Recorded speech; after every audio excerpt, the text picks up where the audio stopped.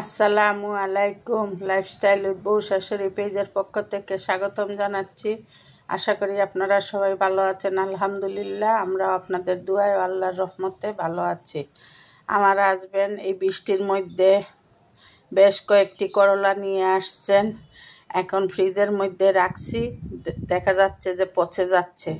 আমরা অর্ধেক বেজে নিয়েছি, আর অর্ধেক আমি কি করছি, কেটে ধুয়ে এই পানি জড়িয়ে জাজরির মধ্যে, তারপরে আমি এই একটা পলি ব্যাগে, আমার কাছে জিপলক ব্যাগ নাই, আপনাদের কাছে যদি থাকে জিপলক ব্যাগে রেখে দিবেন।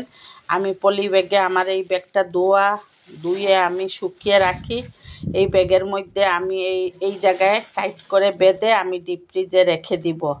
যখন করলা বাজারে অনেক সময় হয় কি, গেলে বাজারেও পাওয়া যায় না, যখন আমার খেতে ইচ্ছা করবে তখন আমি বের করে পেঁয়াজ রসুন যা যা মশলা দিয়ে ভেজে সাথে সাথে আমি এই বরফ অবস্থায় আমি এর মধ্যে দিয়ে দিব ফ্রাই প্যানে, তখন খুব সুন্দর ভাজা হয়ে যাবে। আপনারা ট্রাই করতে পারেন।